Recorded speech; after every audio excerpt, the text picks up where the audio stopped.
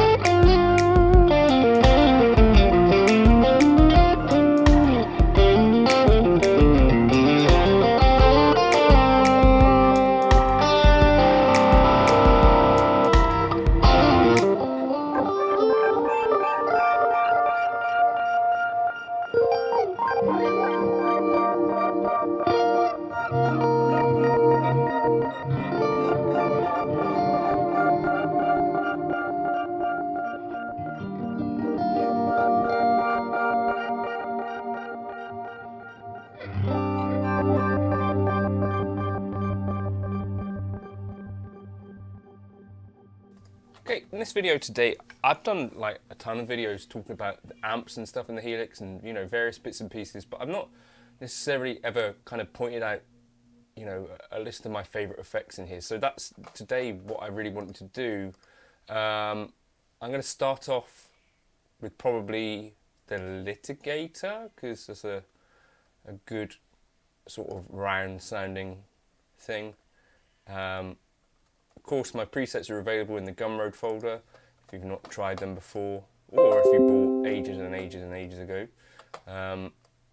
That's a way that can help support what I do here, if you're interested in that. Right, so line 6 litigator. Let's get that channel volume up.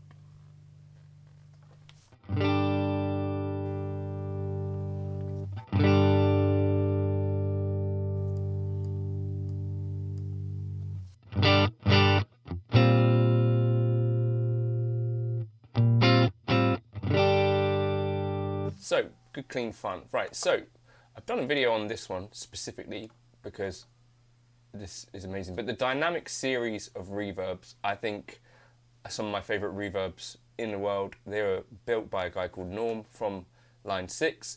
He used to work with Lexicon and Digitech. My favorite of the bunch is the dynamic plate. Now, if you put this decay up to about 8 seconds or more and bring the damping up to around 10k or more,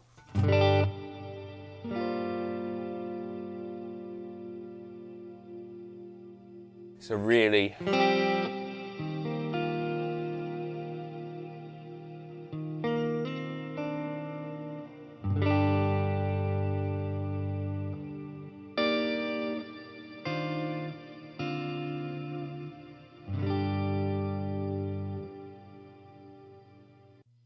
Now, one thing that came relatively recently that I use often not so much for guitar tones, unless it's like a production thing.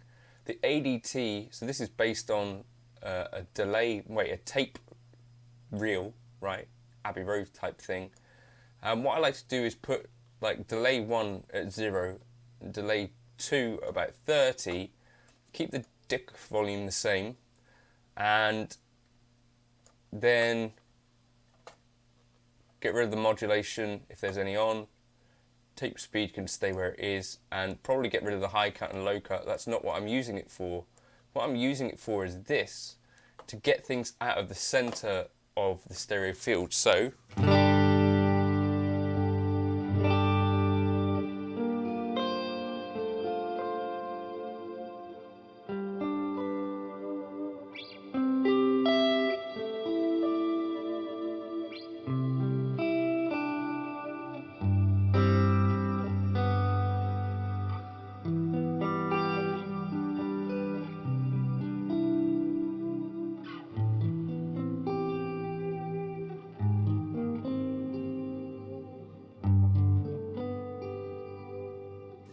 in that kind of way, like a very simple effect, sort of doing a similar kind of job to the TC Electronic Mimic or the Keeley. They've got a thing that does this as well, but a bit more tweakable.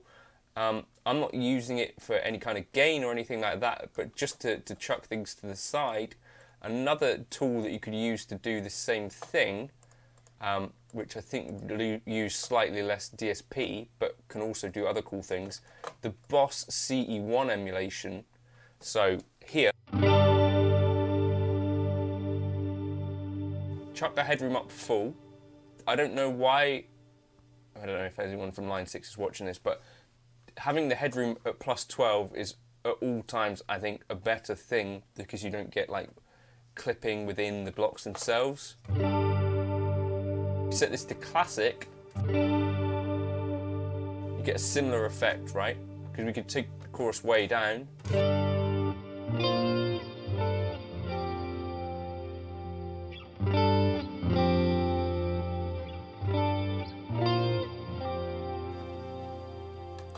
And the chorus is only on one side, I believe. So let's take.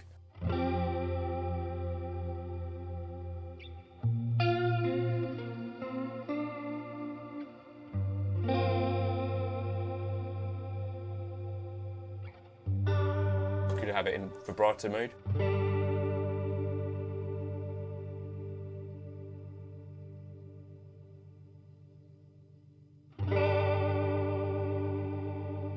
Oh, vibrato right here.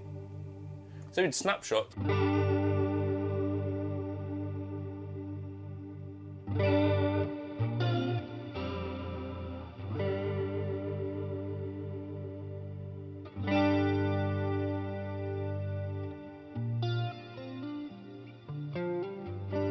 You could set these up to have 2 different settings, so that could be a thing.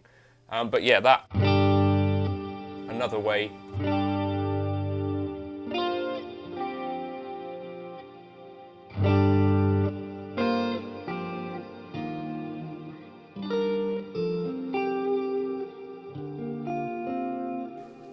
Two ways there that you can get quite a big kind of stereo thing instead of everything being up the center. Really useful for production stuff. Now, one of my favourite thingy big bobs here, I'm going to get rid of one of these. So I'm going to get rid of the core. Wait, ADT maybe I'll get rid of. I don't know, eeny, meeny, miny, mo. Let's keep the ADT because I don't use that a ton. Should we keep that one? We could probably turn that into a delay as well. Right, let's get rid of that. Right, so we're keeping that. And then distortion-wise, I actually really like the air apparent. So one of the things that I like to kind of get is like a little bit of a boosted tone that sort of sounds like it's kind of folding over a bit.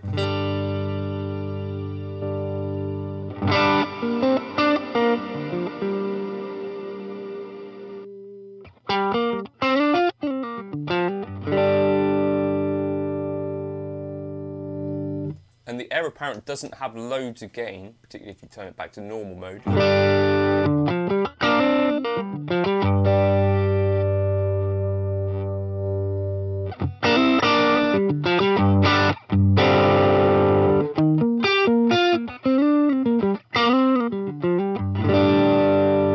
has a really, really good feel to it.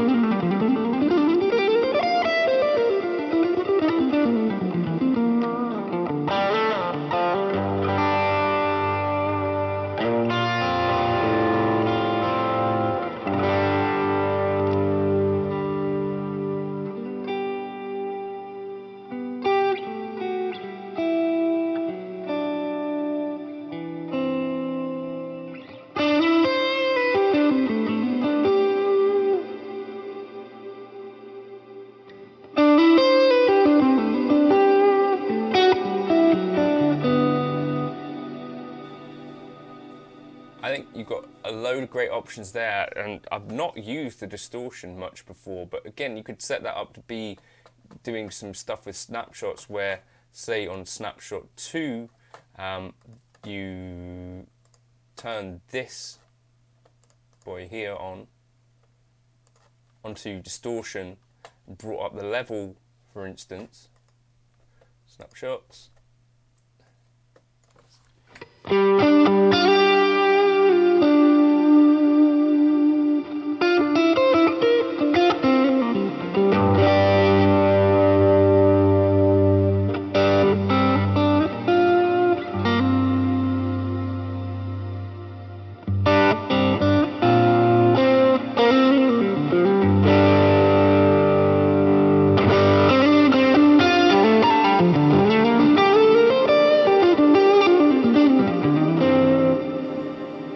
Way more tweakable than your usual, so yeah, for that reason I really dig that. Maybe snapshot 3 will just have it off altogether.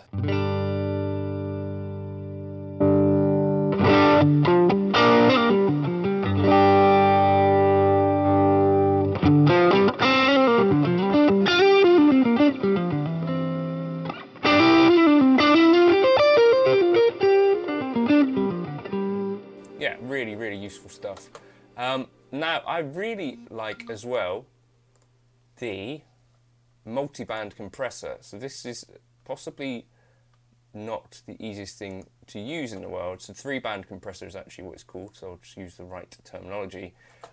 But certain settings on it I think sound really cool and can get us that kind of 80s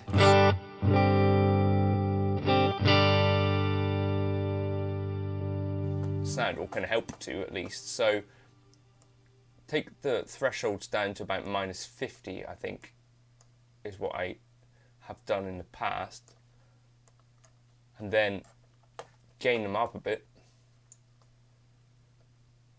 +10 on the mids and the lows.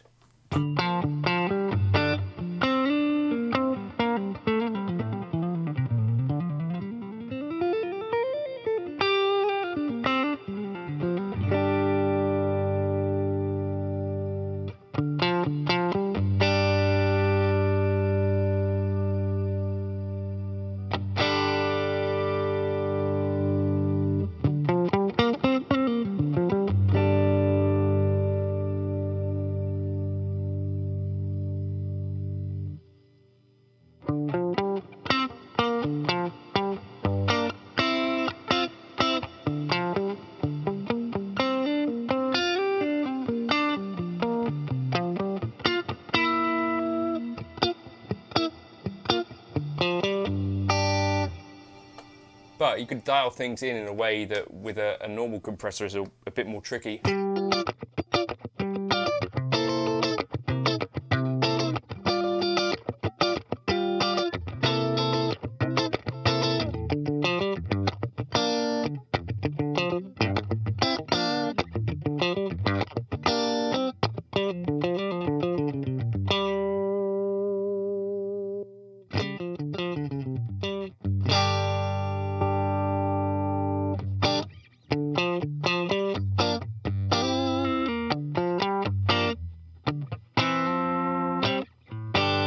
really useful. I don't know if we're running out of stuff that we can use here. We could chuck in a mono Adriatic delay. Oh, actually, I need to talk about the glitch delay. I think this is one of my favourite effects in the world, frankly. So, we've got two voices here, right? So you could set them up to be intervals of whatever you like. And then you've got this pitch block here. So if we had this 100% of the time, it means these little kind of splits would always be pitched up.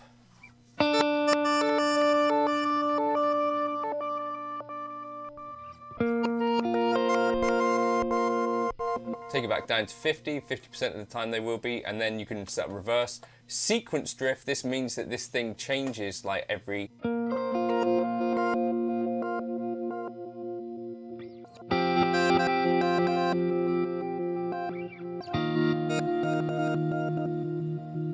So it's like a little, it is basically a delay version of the shuffling looper, which is also in the Helix.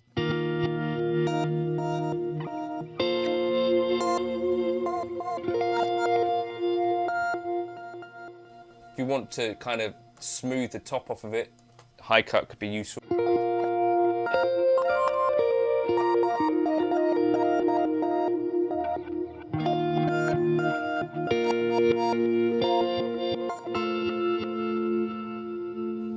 Slice feedback affects how much the particular slices come back in the sequence. And if you find a sequence that you like, turn the sequence drift down.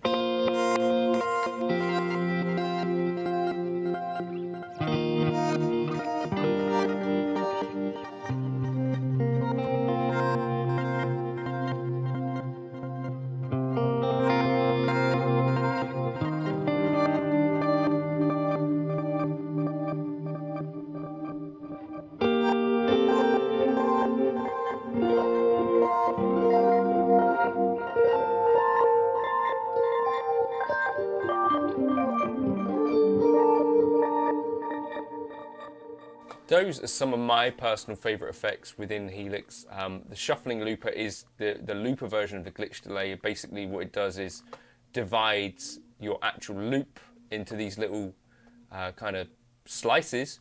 But yeah, that's the glitch delay. Try that.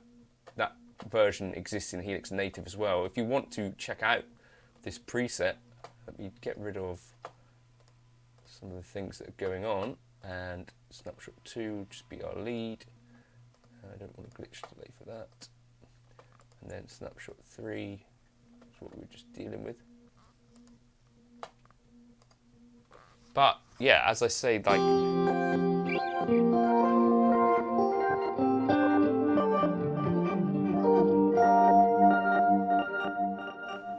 these are effects as well that work incredibly well in production. So I don't know, let me know your favourite effects in the comments if you've got any suggestions.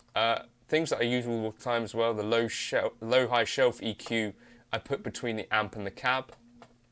There's not too many mods that I actually use much. I think maybe tremolo is an underrated effect. Delay-wise, I use the stereo delay most often. Yeah. Glitz reverb, I think I use it a lot still because it uses up a bit less DSP. But yeah, there's a load of great effects in the Helix, of course. These are just a few of my favourites, and I'll catch you in another video soon. Cheers for now. If you want this preset, which I was using in intro, jump into the Gumroad folder. It'd be Johnny Fave Effects, and it'd be in the 3.6 folder. Cheers for stopping by.